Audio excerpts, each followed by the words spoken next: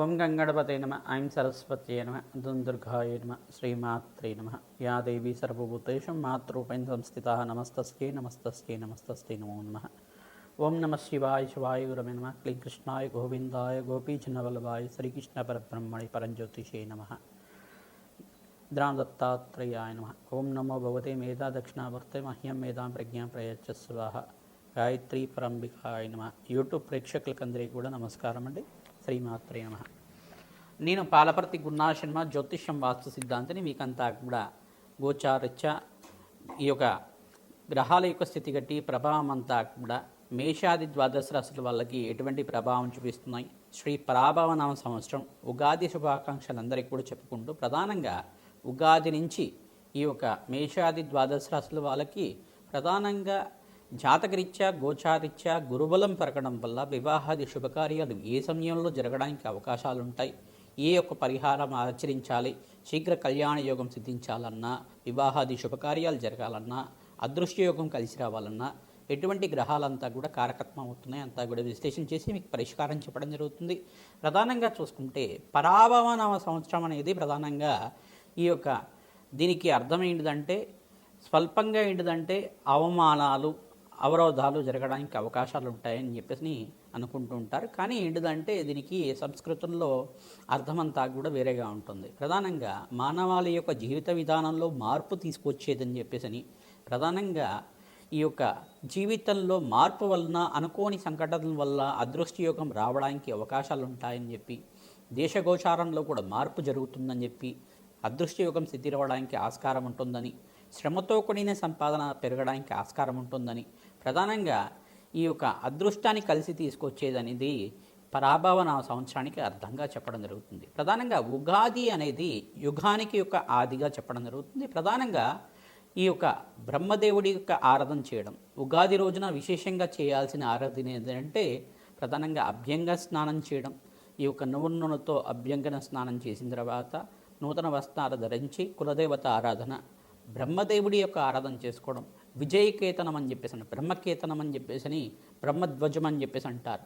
ఈ యొక్క మన దేవాలయ ప్రాంగణంలో కానీ మన ఇంటి దగ్గరనే ఉండే సింహద్వారం దగ్గరైనా కానీ ఒక గుంజానికి అంతా కూడా తీసుకొని ఈ యొక్క బ్రహ్మధ్వజాన్ని అంతా కూడా నూతన వస్త్రానికి ఓంకారం రాసి కానీ లేదు బ్రహ్మ యొక్క చిత్రపటం ఉండే విధంగా ఒక వస్త్రానికి ఉండే విధంగా చేసుకొని దాన్ని బ్రహ్మధ్వజాన్ని అంతా కూడా విజయకేతనంలాగా ఎగిరవేయడం అనేది జరుగుతుంది. దాన్నంతా కూడా ఈ యొక్క ధ్వజారోహణలాగా చేస్తూ ఉంటారు. ఈ యొక్క బ్రహ్మకేతనం అంతా కూడా చేయడం వల్ల, బ్రహ్మధ్వజాన్ని అంతా కూడా ఈ యొక్క పూజ చేయడం వల్ల మనకి సృష్టిలో ఉండే సకల దోషాలంతా కూడా పోయి అదృష్టయోగం సిద్ధి రావడానికి ఆస్కారం ఉంటుంది. బ్రహ్మదేవుడి యొక్క ఆశీర్వాదం వల్ల, విధాత యొక్క ఆశీర్వాదం వల్ల జాతకరీత్యం ఉన్న సకల దోషాలకి పరిహారం జరిగి సర్వ సుఖాలు అనుభవించే విధంగా, సకల ఆనందమైన జీవితం జీవించే విధంగా రాజయోగాలు రాజభోగాలు అంతా కూడా సిద్ధిరవడానికి ఆస్కారం ఉంటుంది. ధనధాన్యాది సమృద్ధి కలగడానికి, అఖండమైన ఐశ్వర్య ప్రాప్తి కలగడానికి, విపరీత రాజయోగ సిద్ధి రావడానికి ఆస్కారం ఉంటుంది. ప్రధానంగా చూసుకుంటే గోచారత్య గ్రహస్థితి ఈ రకంగా ఉంది. ఈ యొక్క పరాభవన సంవత్సరం అంతా కూడా 2026లో ఈ యొక్క ఉగాది నుంచి అంతా కూడా శ్రేష్టమైన ఫలితాలు పొందడానికి భారతదేశానికి అంతా కూడా ప్రపంచ పటంలో అంతా కూడా జగద్విఖ్యాతం కలగడానికి ఆస్కారం ఉంటుంది. ప్రధానంగా చూసుకుంటే ఎగుమతులంతా కూడా మంచి జరగడానికి ఆస్కారం ఉంటుంది. ఈ యొక్క సకల దోష నివారణ అవడానికి ఈ సంవత్సరంలో సకల శుభాలు జరగడానికి ఆస్కారం ఉంటుంది. కావున మేషాది ద్వాదశ రాశుల వాళ్ళకి ఎటువంటి ఫలితాలంతా కూడా ఉన్నాయో తెలుసుకుందాం. ప్రధానంగా గోచారత్య గ్రహస్థితి అంతా కూడా ఈ రకంగా ఉంది. ప్రధానంగా మీనరాశులు అంతా కూడా శని భగవానుడు అంతా కూడా సంచారం చేయడం, మరియు ఇక్కడ చూసుకుంటే ఈ యొక్క గోచారరీత్యా ఈ యొక్క బృహస్పతి సంచారం అంతా కూడా అతిచారంలో మిథున రాశి నుంచి కర్కాటక రాశికి, ఉచ్చస్థానంలో జూన్ 1వ తారీఖు నుంచి మార్పు జరగడం, మరియు ఈ యొక్క బృహస్పతి యొక్క సంచారం అంతా కూడా అక్టోబర్ నెలలో అంతా కూడా చూసుకుంటే ఇక్కడ సింహరాశిలో అంతా కూడా అతిచారంలో కేతుగ్రహంతో పాటు కలిగితో పాటు ఉంటారు. తర్వాత కేతుగ్రహం అంతా కూడా డిసెంబర్ 5వ తారీఖు నుంచి ఈ యొక్క స్థాన చలనం జరుగుతుంది. రాహు యొక్క సంచారం అంతా కూడా చూసుకుంటే ప్రధానంగా కుంభరాశిలో సంచారం చేస్తూ డిసెంబర్ 5 తర్వాత ప్రధానంగా స్థాన చలనం జరుగుతుంది. ప్రధానంగా చూసుకుంటే గ్రహస్థితి ఈ రకంగా ఉంది. గోచారత్య శని భగవానుడు, బృహస్పతి, రాహు, కేతు యొక్క గోచార చక్రం అంతా కూడా ఆధారపడి ఉంటుంది కావున ప్రధానమైన గ్రహాలన్నీ కూడా ఇవి ఉంటాయి. మిగతా గ్రహాలన్నీ కూడా వాటి స్థానచలనం జరగడం వల్ల, గ్రహాల యొక్క సంయోగం జరగడం వల్ల మేషాది ద్వాదశ రాశుల వాళ్ళకి ఎటువంటి ప్రభావం చూపిస్తున్నది విశ్లేషణ చేసి మీకు అంతా కూడా విశ్లేషణ చేసి చెప్పడం జరుగుతుంది. ప్రధానంగా ఈ యొక్క బృహస్పతి వారమైన గురువారం రోజున ఒక ఉగాది అంతా కూడా సంభవిస్తుంది కావున ప్రధానంగా చూసుకుంటే రాజు గురువు అయినాడు. ప్రధానంగా ఈ గోచారిత్య గ్రహస్థితి ఈ రకంగా ఉంది కానీ వాళ్ళ ఫలితాలంతా కూడా చెప్పుకోవడం జరుగుతుంది. ప్రధానంగా చూసుకుంటే ఈ సంవత్సరం అంతా కూడా రాజు బృహస్పతి, నీరసాధిపతి గురువుడు మరియు మంత్రి కుజుడు, సస్యాధిపతి సేనాధిపతి అర్ఘ్యాధిపతి మేఘాధిపతి అంతా కూడా చంద్రుడు, సస్యాధిపతి శుక్రుడు, ధాన్యాధిపతి బుధుడు, రసాధిపతి సూర్యుడు. ఇక్కడ చూసుకుంటే ఈ సంవత్సరంలో నవనాయక ఫలితాలంతా కూడా ఈ రకంగా ఉంది. ఈ యొక్క శుభగ్రహాలకంతా కూడా అధికంగా 7 గ్రహాలకి శుభ ఫలితాలు ఇచ్చే విధంగా ఆధిపత్యం లభించినది. మరియు 2 గ్రహాలకంతా కూడా ఆధిపత్యం అంతా కూడా పాపలకి లభించింది కావున దేశగోచారంలో అంతా కూడా రాష్ట్రంలో పరిపాలన ప్రజారంగకంగా ఉండునని చెప్పేసి నాకు చెప్పడం జరుగుతుంది. ప్రధానంగా చూసుకుంటే దేశ ఉత్పత్తి రంగంలో, అభివృద్ధి రంగంలో అఖండమైన విజయాలు చేకూరించడానికి ఆస్కారం ఉంటుంది. ప్రధానంగా ఈ సంవత్సరంలో అంతా కూడా 4 ఇంచుల వర్షం అంతా కూడా పడడానికి ఆస్కారం ఉంటుంది. ప్రధానంగా ఈ సంవత్సరంలో అంతా కూడా అధికంగా వర్షపాతం ఉంటుంది. ప్రధానంగా సకాలంలో వర్షాలంతా కూడా రాష్ట్రంలో పడడానికి ఆస్కారం ఉంటుంది. ప్రధానంగా ఈ గోచారిత్య గ్రహస్థితి అంతా కూడా చూసుకుంటే మంచి వాణిజ్య పంటలు అంతా కూడా మంచిగా చేకూర్చడానికి ఆస్కారం ఉంటుంది. వేరుశనగ, గోధుమ, వరి మరియు నువ్వులు మరియు శనగలు ధరలంతా కూడా పెరుగును. కందులు అంతా కూడా ధరలు పెరుగును. బంగారం ధరలు కూడా పెరుగును. ప్రధానంగా చూసుకుంటే ఈ యొక్క పంటలు అంతా కూడా 16 మీసాల నుంచి 12 మీసాల వరకు పంట అంతా కూడా ఫలించునంట. తద్వారా అంతా కూడా పాడి పంట అంతా కూడా మంచిగా ఉంటుంది. పంటలకంతా కూడా వ్యవసాయ ధరలకు కూడా అధికంగా లాభాలు చేకూర్చడానికి ఈ సంవత్సరంలో అంతా కూడా వర్షపాతం అంతా కూడా అధికంగా నమోదవడానికి, జలాశయాలంతా కూడా నిండడానికి ఆస్కారం ఉంటుంది. ప్రధానంగా బృహస్పతి రాజు అవడం వల్ల అఖండమైన శుభ ఫలితాలు పొందడానికి ఆస్కారం ఉంటుంది. ప్రధానంగా చూసుకుంటే నిజాయితీ, ప్రధానంగా ఈ యొక్క ఉప్పు, గంధకం, తరగం, రబ్బరు, వేరుశనగ, ఈ యొక్క శనగలు, పంచదార, బెల్లం, పాలు వంటి ఉత్పత్తులంతా కూడా ఈ యొక్క సిరిధాన్యాలకంతా కూడా గోధుమలు, బంగారం, వెండి, పాదసరం, బియ్యం ధరలంతా కూడా పెరుగును. నిల్వ చేసుకునే పదార్థాలంతా కూడా అఖండంగా ధనాలు పెరగడానికి ఆస్కారం ఉంటుందట. మంత్రి కుజుడైనాడు కావున యుద్ధ రంగంలో వాతావరణంలో జరగడానికి ఆస్కారం ఉంటుంది. పశ్చిమ ఆసియాలో ఖండంలో అంతా కూడా చూసుకుంటే యుద్ధ వాతావరణం జరగడానికి ఆస్కారం ఉంటుంది. ప్రధానంగా చూసుకుంటే ఈ దేశంలో ప్రధానంగా ఈ సంవత్సరం దేశంలో రికార్డు స్థాయిలో అగ్ని ప్రమాదాలు జరగడానికి అవకాశాలు ఉంటాయని చెప్పేసి అంటాడు. ప్రధానంగా వాహన ప్రమాదాలు కానీ జరగవచ్చును. ఈ యొక్క పెద్ద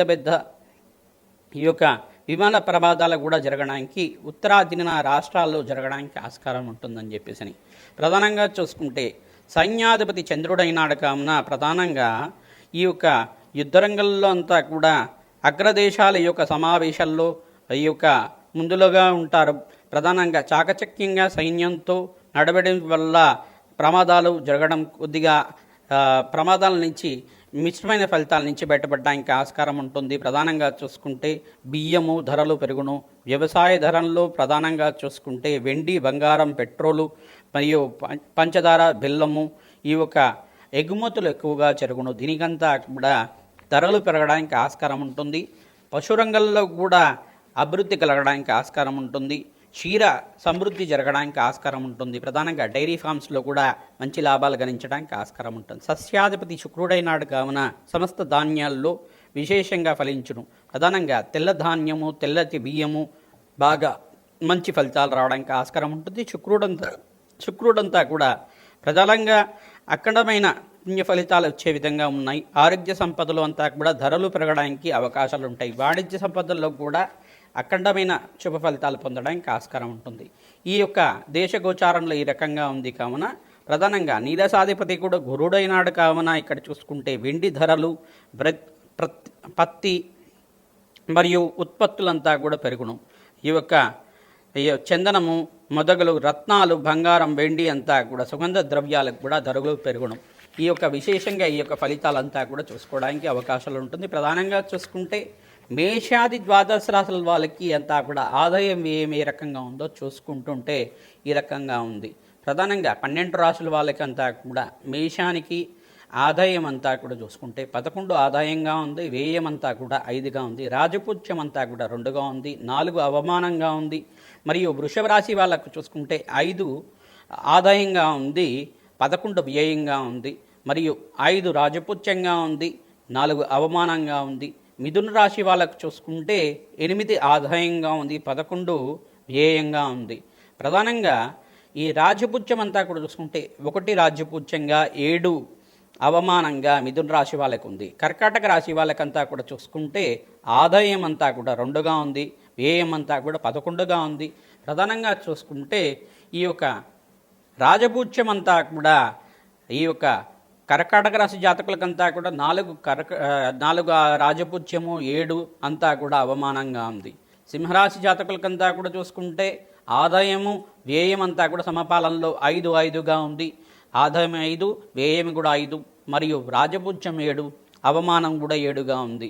కన్యారాశి జాతకులకంతా కూడా ఈ సంవత్సరం చూసుకుంటే ఉగాది నుంచి అంతా కూడా పరాభవన సంవత్సరంలో ప్రధానంగా 8 ఆదాయంగా, 11 వ్యయంగా, రాజపూజ్యం 3గా, మరియు అవమానం కూడా 3గా ఉంది. తులారాశి జాతకులకంతా కూడా ఆదాయం 5గా, వ్యయం అంతా కూడా 14, రాజపూజ్యం అంతా కూడా 6, అవమానం 3గా ఉంది. వృశ్చిక రాశి జాతకులకంతా కూడా చూసుకుంటే 11 ఆదాయం, వ్యయం అంతా కూడా 5, రాజపూజ్యం అంతా కూడా 2 పాలుగా ఉంది, అవమానం అంతా కూడా 6గా ఉంది.